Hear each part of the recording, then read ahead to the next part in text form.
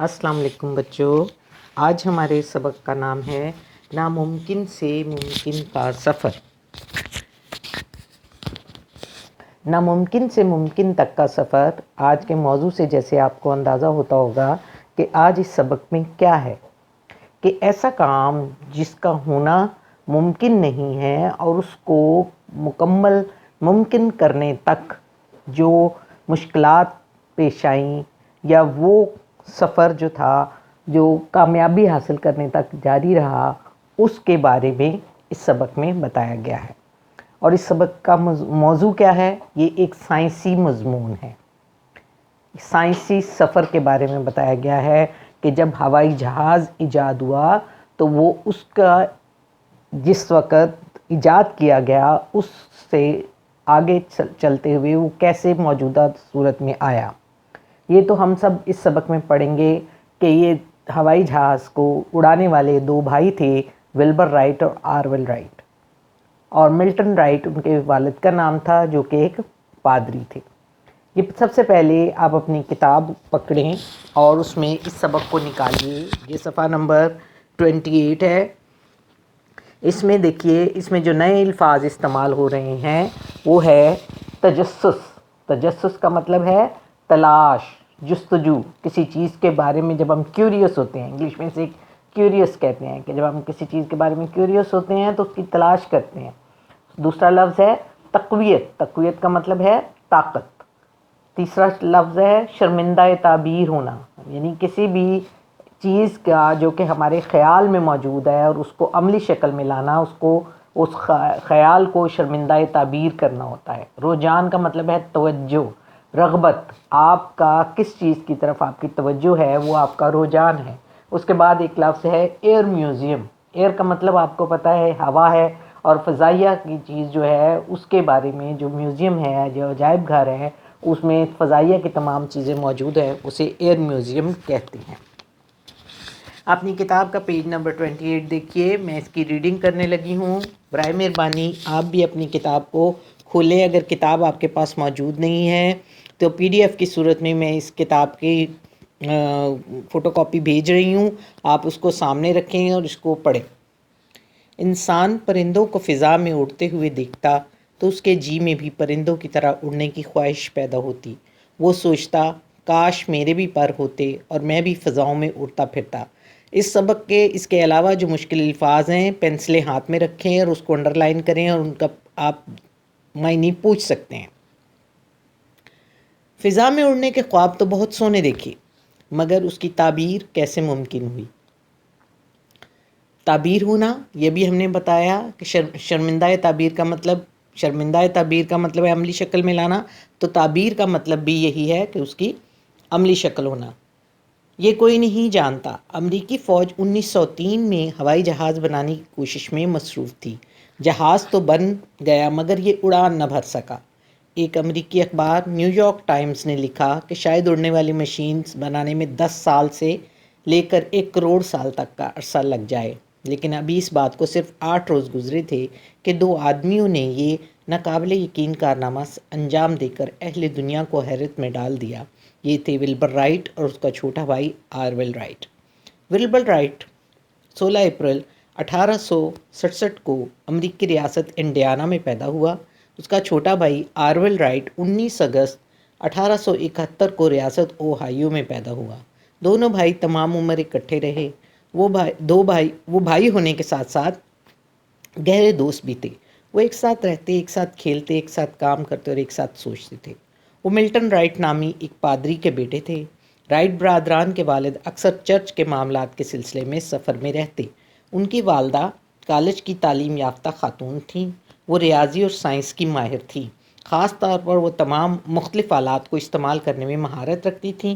وہ خود بھی کئی چیزیں بناتی تھیں۔ آرول نے اپنے بچپن کے بارے میں لکھا کہ ہم خوش قسمت تھے کہ ہم نے ایک ایسے ماحول میں پرورش پائی جہاں بچوں کی حوصلہ افزائی کی جاتی تھی کہ جو چیز ان میں تجسس ابھارے وہ اس کے بارے میں کھوج لگائیں۔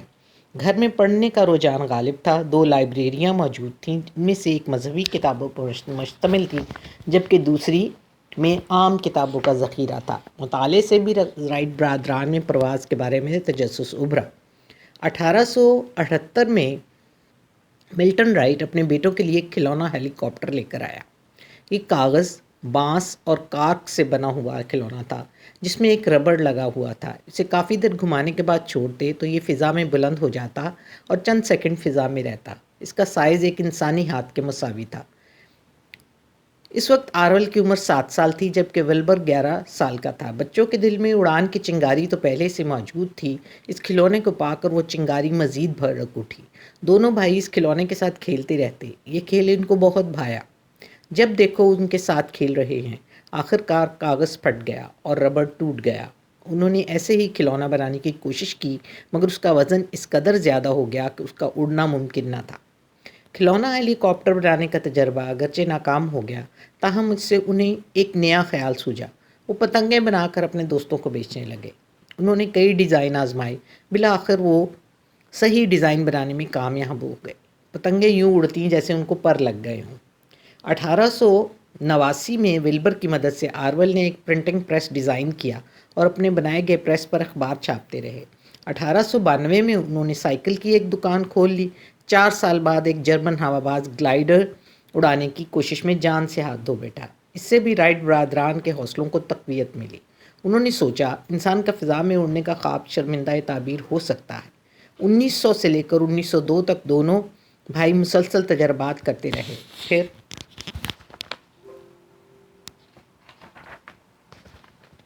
1903 کا وہ تاریخی لمحہ آن پہنچا جب یہ دونوں بھائی ناممکن کو ممکن بنانے کی جستجو میں کامیاب ہو چکے تھے۔ یہ 17 دسمبر کی بات ہے۔ آرول 12 سیکنڈ سے زیادہ دیر فضا میں رہا۔ اس کے جہاز نے 37 میٹر کا فاصلہ طے کیا۔ اس روز دونوں بھائیوں نے 3 مزید اڑانیں بھریں۔